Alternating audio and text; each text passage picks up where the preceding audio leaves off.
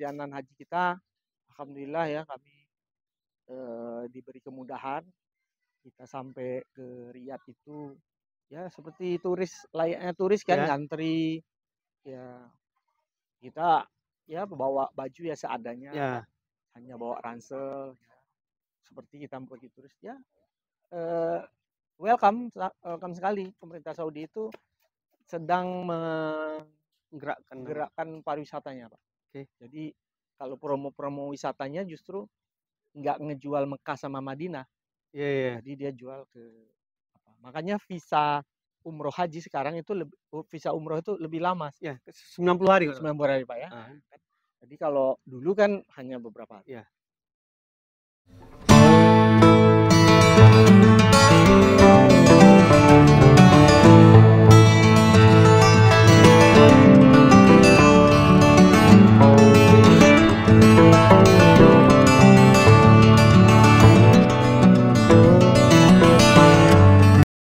Assalamualaikum warahmatullahi wabarakatuh, Sobat Riomek.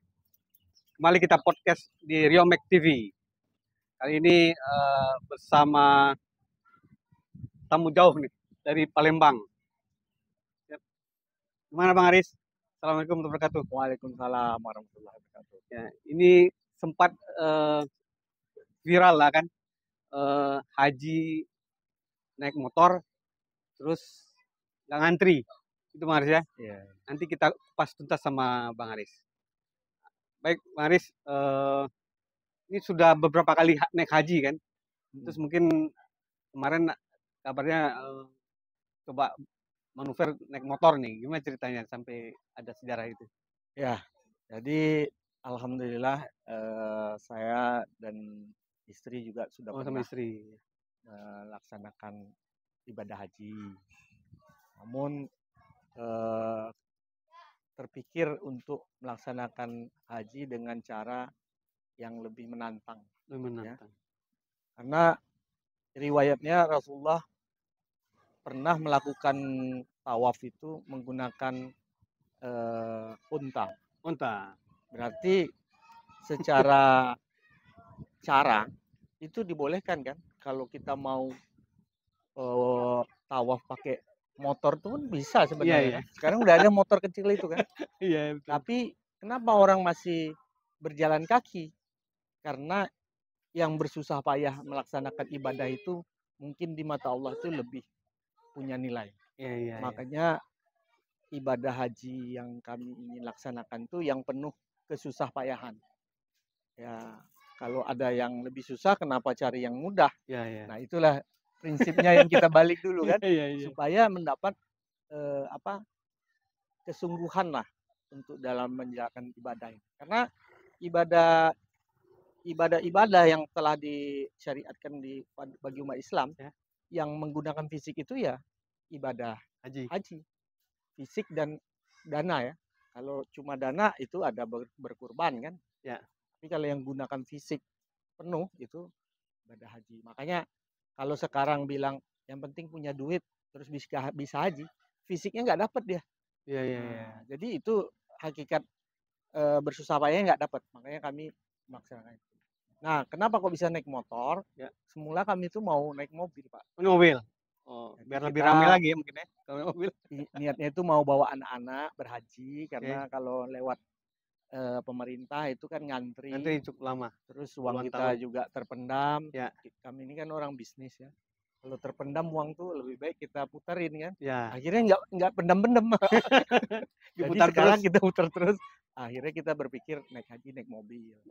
Tapi kita udah lihat para overlander mobil di Indonesia itu sudah ada yang sudah ada sampai sana naik mobil ke luar negeri lah ya. Tapi rata-rata mereka tujuannya itu ke Eropa, ke Cina. Nggak ada yang naik haji gitu, belum ada. Nah, jadi kami mau overlander mobil itu naik ke Saudi. Nah, kita lihat histori yang overlander lain ya, yang menggunakan sepeda motor itu ada yang sampai ke Saudi. Nah, kita belajarlah dari mereka yang punya pengalaman ke sana. Gimana sih caranya ke Saudi naik darat gitu ya.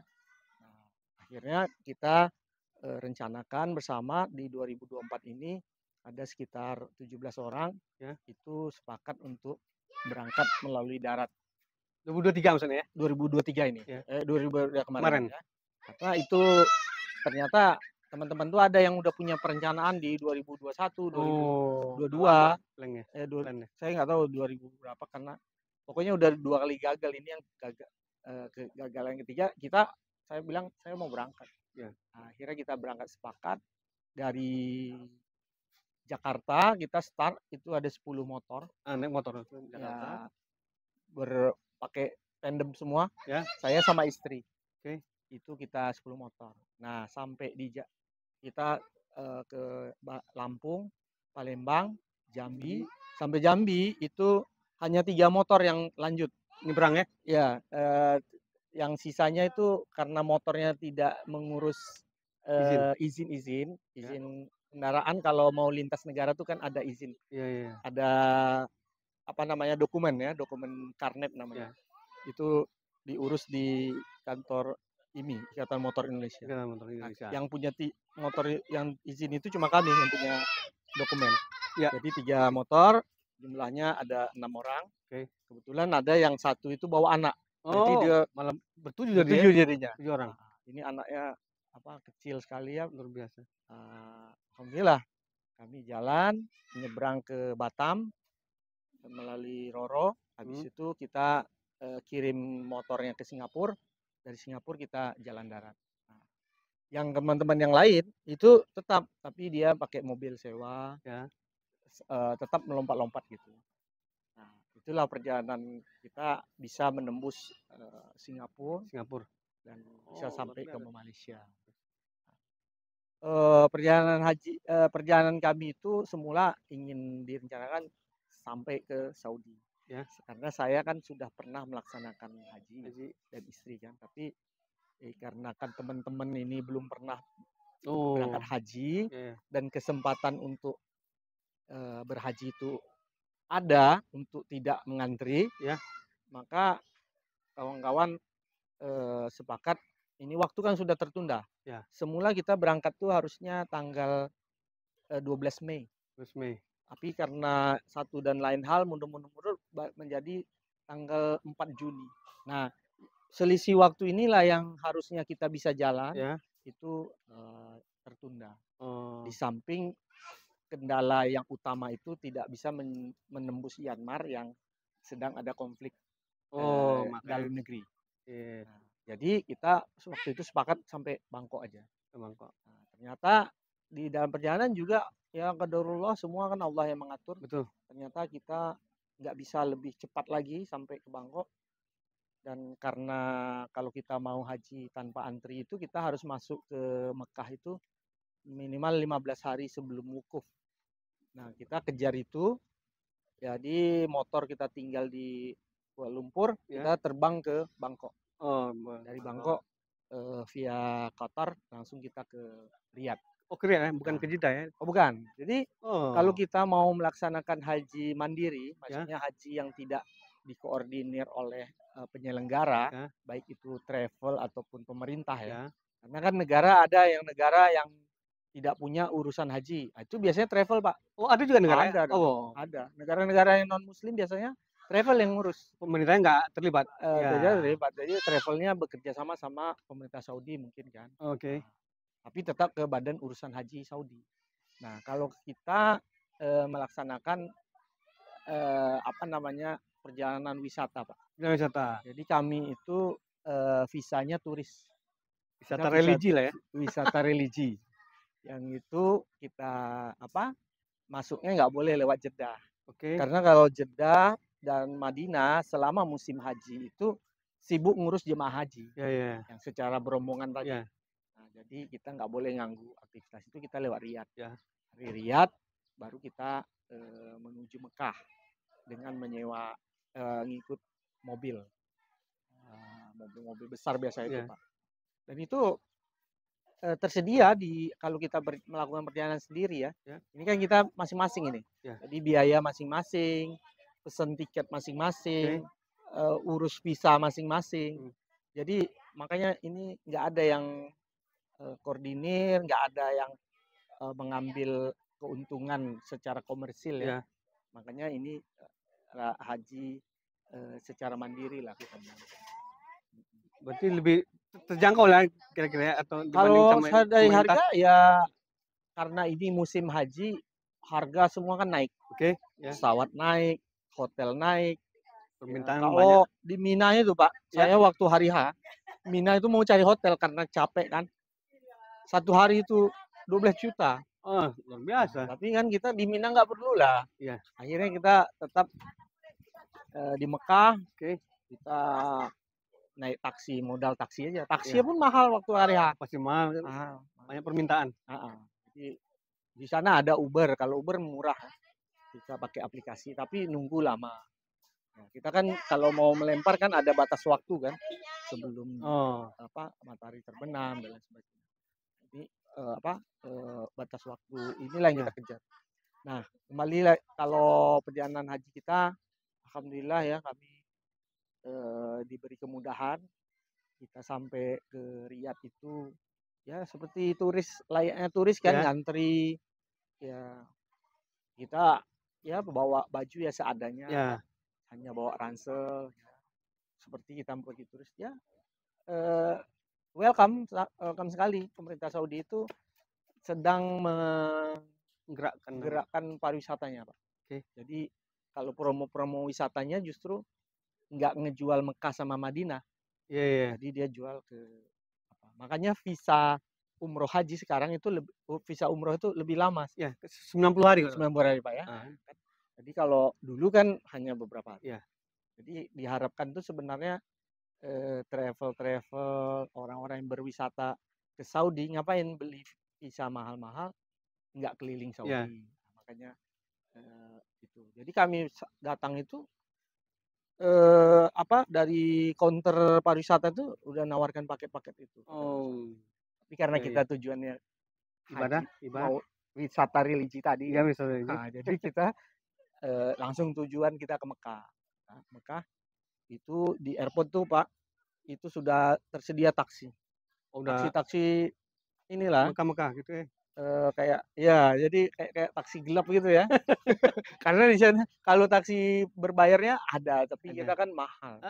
Lama lagi nunggunya. Iya, lama nunggunya, belum tahu ada yang mau ke sana. Ada bus, tapi kalau taksi kan lebih private kan. Nah, itu banyak Pak. Seperti kayak kita ke ini juga lah, bandara-bandara di Berarti mereka welcome sebetulnya kan? Emang welcome. Oh ya, biasa aja, nggak ada pengamanan dari laskar melarang mereka itu. Pasti. Jadi memang supirnya rata-rata orang Saudi. Orang Saudi semua. Itu jadi menawarkan, dan itu rata-rata memang hitungnya per orang Pak. Per orang. Nggak ada borongan satu mobil. Nah, kecuali kita keluarga kan, punya keluarga sana, itu lebih mudah lagi. Kalau ada keluarga yang di Saudi, penjaminnya. Nah, dia yang jemput di airport, orang nggak akan. Nah, itu durasinya berapa lama tuh sampai? Kalau perjalanan darat kami yang bermotor itu kami sampai di Kuala Lumpur tuh 10 hari Pak. 10 hari. Nah, terus perjalanan haji sendiri mulai dari Kuala Lumpur naik pesawat sampai kembali lagi ke Indonesia, naik motor lagi ya, pulangnya naik motor lagi tuh. Itu saya menghabiskan waktu totalnya semuanya 2 bulan. 2 bulan. Oh, 60 hari. 50 hari yang di luar Indonesia ya? Di luar perjalanan pergi yang 10 hari. Kalau pulang kurang lebih 10 hari juga. Jadi kami pas balik itu ke Kuala Lumpur, jalan lagi motoran ke Singapura. Nah, ini lucunya Singapura. Waktu kami pergi, itu kami lancar. Jadi masuk Singapura, ambil motor di gudang, ekspedisi, langsung kita riding ke perbatasan Malaysia, dicap, nggak ada masalah pulang. Pas kita pulang mau ke Indonesia, dari Kuala Lumpur kita kan mau ke Singapura. Wah, pas masuk nggak boleh sama orang Singapura. Loh, kenapa? Jadi kita padahal udah lengkap itu dokumennya. Jadi yang dokumen yang ada itu adalah dokumen pengiriman motornya.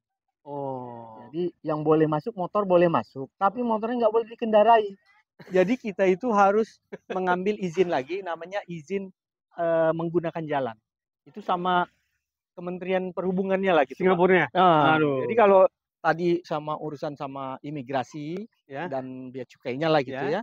Untuk urusan motor boleh masuk, tapi untuk motor boleh mengendarai Beda dengan lagi. perhubungan, Pak. Jadi apa namanya? Kementeriannya lah yang perhubungan. Kami nggak boleh masuk. Terus kami ditanya, kami kemarin masuk lewat Singapura. Prosesnya Dia bilang, juga. oh kemarin bisa masuk ya katanya. Wah itu Bapak salah katanya. Akhirnya kami disuruh bayar yang satu hari mengendarai motor di Singapura itu $4, Pak. $4. Jadi kami harus bayar per motor itu $14. $4 untuk masuk, $10 ADM.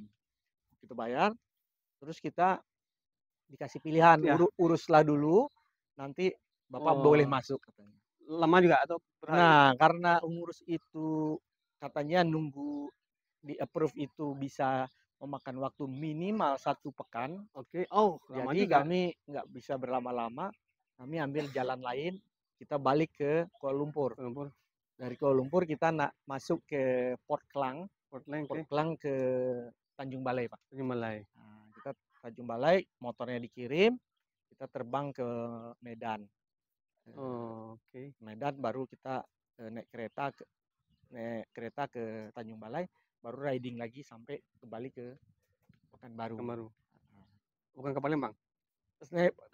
Karena saya ini kebetulan saya ini bukan anak motor gitu, Pak ya. Oh ya. Jadi saya nggak punya motor. Jadi saya pergi itu pinjam motor adik saya. Oh, siap. Jadi adik saya ada di Pekanbaru. Saya kembaliin motornya, saya pulang ke Palembang. Biasa. Nanti tahun besok ada planning lagi atau mungkin naik mobilnya kita ya dengan perjalanan kita tuh sangat menyenangkan sekali dan penuh dengan kenangan. Kita sangat berkeinginan untuk melakukan hal yang sama lagi, tentunya dengan harapan ada perjalanan yang lebih panjang lagi ya, bisa sampai ke Saudi langsung. Ya terlepas apakah nanti naik motor atau mobil ya kita lihat nanti situasinya lah, Pak. Baik, alhamdulillah. Sobat Riomek TV cukup panjang lebar. Nanti boleh kira-kira kami bubuhkan telepon Bapak. Jadi kalau orang mau, oh boleh. Kalau ada yang mau nanya-nanya, nanti saya. Pada prinsipnya ini kan berbagi pengalaman itu. Harapannya teman-teman yang ingin melaksanakan haji dengan cara ini bisa melaksanakan. Jadi kenapa kita bisa nggak ngantri? Karena kita mau ngurus sendiri. Kenapa kita harus haji ngantri? Karena kita akan diurus pemerintah. Pemerintah punya keterbatasan dalam mengurus. Nggak mungkin ratusan jutaan yang harus ratusan jutaan umat lah di dunia ini yang dikoordinir pemerintah. Kalau kita udah masuk pribadi, kita ngurus sendiri, Pak. Yang penting kan dari Raja Saudi welcome kan, pemerintah. Insya Allah nggak ada masalah. Ya, tapi yang penting makanya biasanya kalau haji rame-rame kan ribut ya, Pak ya. Tapi kalau haji sendiri kan silent biasanya. Jadi orang Saudi itu nggak suka ribut-ribut. Makanya kalau kita berjemaah sekalipun pergi mana ya jangan membuat kegaduhan. Kita kan suka tuh jalan rame-rame, teriak-teriak, yel-yel. Waduh, itu nggak bagus itu, nggak ada apa. Nah, itu makanya kalau udah yang biasa begitu ikut tim ini agak apa? Ini kita cenderung yang muda-muda berarti ya? Iya. Tapi ada juga yang yang ya berusia masih produktif lah. Gitu. Cuma kalaupun ada yang saya pikir kalau perjalanan haji ini kan orang udah siap fisik ya. Yang penting sehat, mau usianya juga ini kalau dia sehat, siap secara fisik bisa jalan. Baik, Sobat Riomek TV, nanti apabila yang ingin menanya-nanya langsung tentang haji melalui darat atau naik motor, di kolom jangan lupa ditulis di kolom komentar dan kami akan bubuhkan juga nomor Bang Haris nanti. Terima kasih Bang Haris. Ya, sukses. terima kasih. Insya Allah. Ya, amin. Assalamualaikum warahmatullahi wabarakatuh. Waalaikumsalam.